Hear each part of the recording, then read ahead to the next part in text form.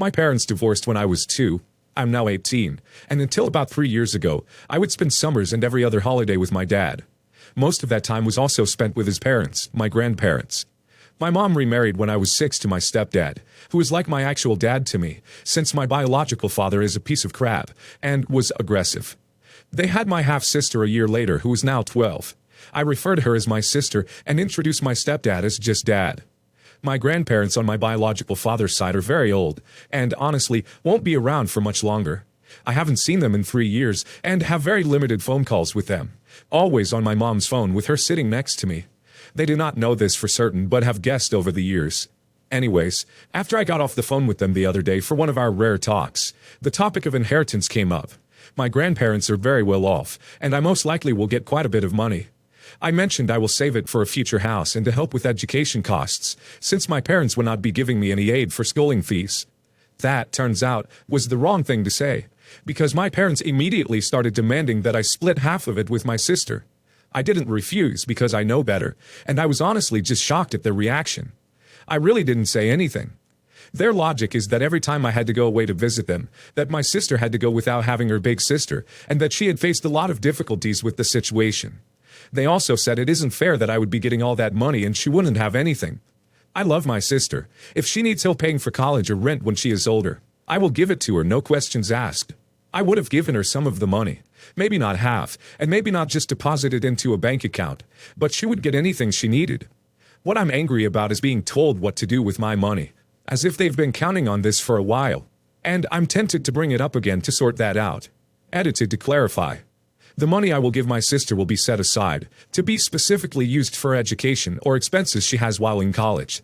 I would not be giving her a huge sum. Also, I have no idea how much of my grandparents' assets are tied up in trusts, but seeing as they're multimillionaires, it is highly probable. Not the a-hole. Your grandparents may leave you money. Your mom is an a-hole for suggesting that your sister should share in that inheritance. Fortunately, you are an adult, and will get to make the final decision on what will happen if you inherit. My mom does her best, but she is just very easily swayed by my stepdad, which is who I feel the actual driving force behind the whole situation is.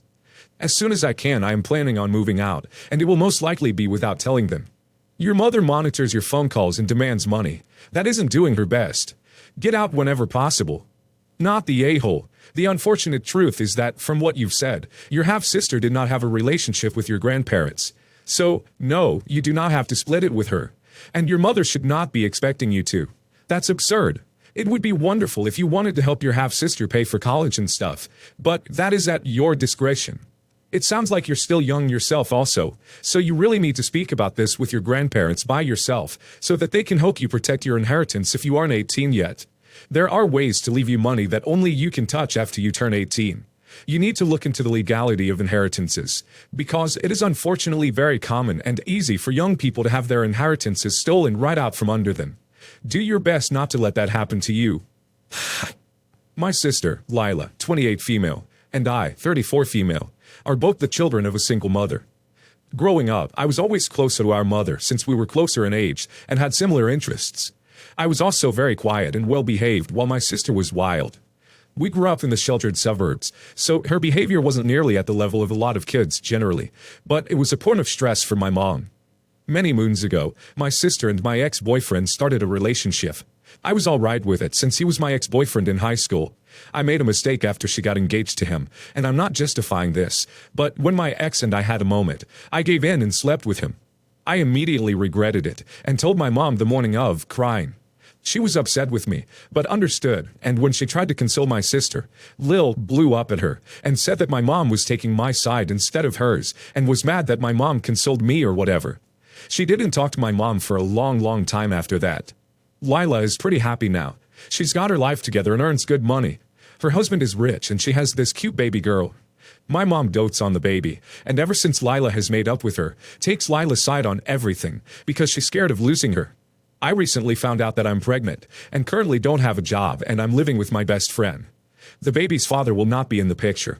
After the crap show that was this year, this child is a blessing for me, and I'm really happy and couldn't wait to tell my mom.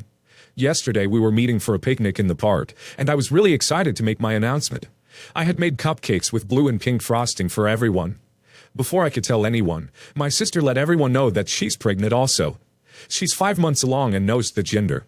Everyone was so elated and I was a bit hurt, but decided to make my announcement as well and revealed my cupcakes.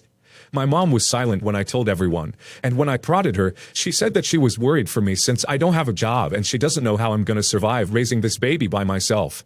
I started crying and told her that of course she's going to criticize me and compliment my sister, and that the favoritism is starting to show.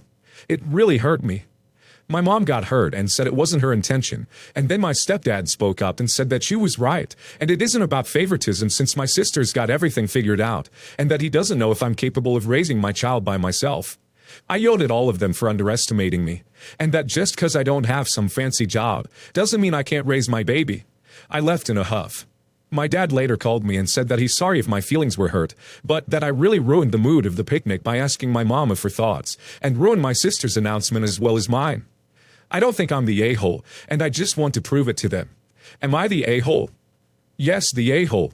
You slept with her fiancé, and you have the gall to ask whether you're the a-hole.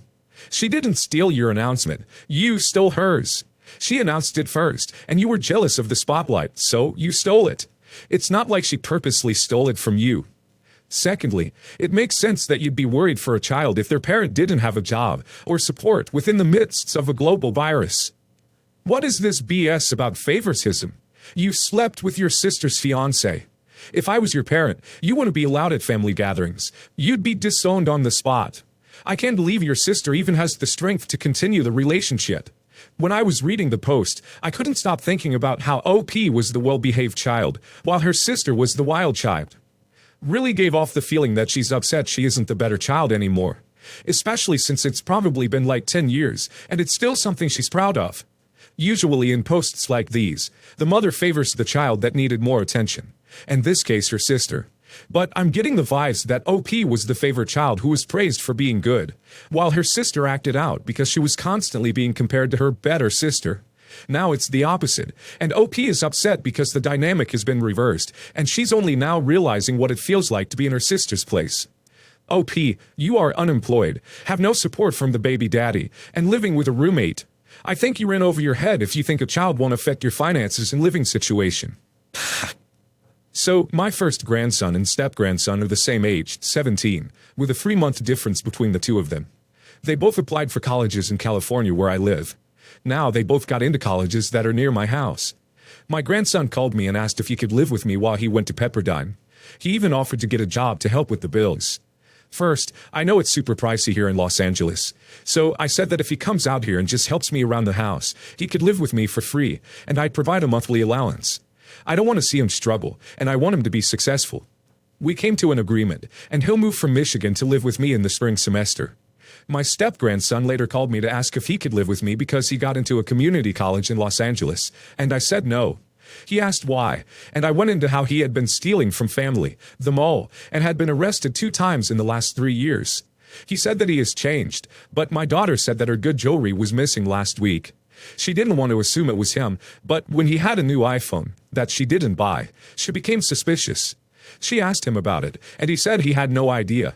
My daughter did his laundry and found a pawn slip for her jewelry in his pants. He'd looked at my daughter in the face and lied. He said, "Just give me a chance. You're playing favorites, and I'll come anyway with my bats." I said that I don't trust him, and that's why he can't live with me. It has nothing to do with favorites.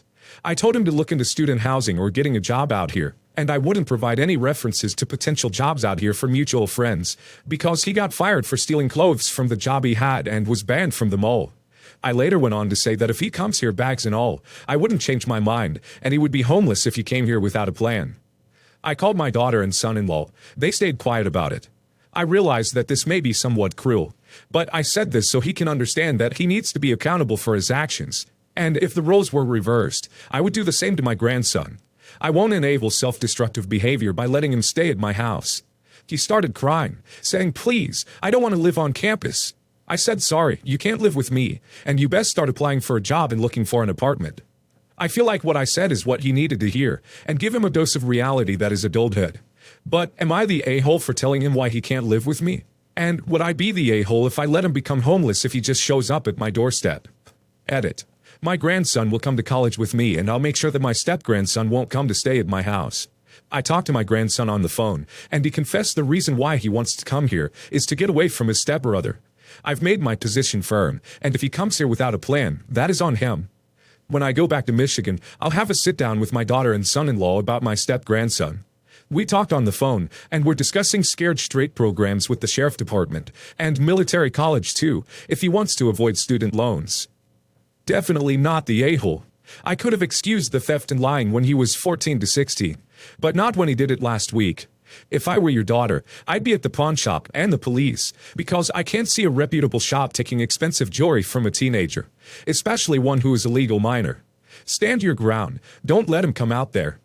If you laid everything out for him and his parents in that way, not the a-hole, you have very valid reasons to feel the way you do. You aren't playing favorites. You are rewarding behavior that is socially acceptable. Your first grandson, that offered to get a job and help out, and teaching him, the second grandson, that there are consequences for his actions. I, 20 female, am living with my parents and younger brother, 17 male. My parents and I generally get along well, but my brother is an absolutely awful person.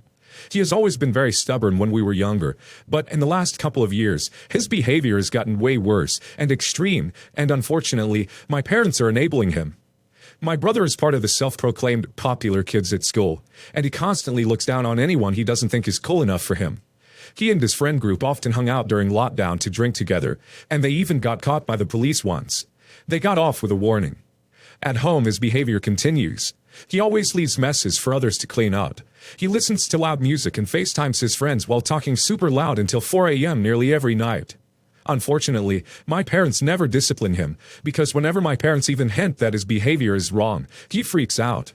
If my parents say he can't, for example, hang out with his friends because of the lockdown, he throws a huge temper tantrum and insults everybody until he gets his way. Since my brother isn't allowed to drive by himself yet, me and my parents have to drive him places all the time. A couple days ago, he asked me if I would drive him to a supermarket because he needed to buy something. I was in a good mood, so I decided to drive him, and while my brother was in the supermarket, I stayed in the car and read a book. When my brother returned to the car and sat down next to me on the passenger seat, I asked him to hold my book while I'm driving. He said he didn't feel like holding anything, and carelessly threw my book on the back seat. I told him to get it back, because when I have to brake it'll fall down, and I wasn't able to get it because, well, I was driving. He refused. So at the next traffic light, I brake. The book falls down, and it now has a huge dent. I was seriously mad at my brother, and he just laughed condescendingly and told me I was overreacting. At that point, all his crappy behavior over the years really hit me for some reason, and I decided for myself that enough is enough. I told my parents that from now on, I won't do my brother any favors anymore, and that includes driving him anywhere until he changes. My parents both work, so sometimes they rely on me to drive my brother somewhere, but I won't do that anymore. If he wants me to pick him up from school, he can take the bus. If he wants to meet his friends, he can walk or go buy a bike. My parents now say I'm making their lives way harder, so now I'm conflicted. Am I the a-hole for refusing to drive my brother around anymore? Not the a-hole. First of all, your brother is 17.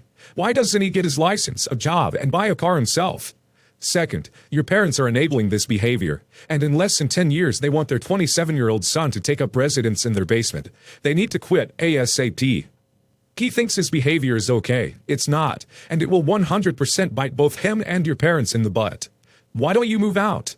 We're from a European country, so my brother isn't allowed to drive by himself until he turns 18. Because of the virus and my studies at university at the moment, I can't move out, but I have plans to move out in September 2021, when the next winter semester starts. Not the a-hole. You're not making your parents' life harder. They are. What you are doing is forcing them to actually parent their obnoxious toddler of a teenager. Not the a-hole. Your parents refuse to discipline him, so they're making their lives harder regardless of your level on involvement. If he's within walking distance to a location, one of his friends, since he's so popular he probably has many, can either swing by and get him, or he can use the perfectly usable legs God gave him. You're the one being responsible here, and if you give him any room for maneuver, he'll continue to expect you to cater to him, even after you move out.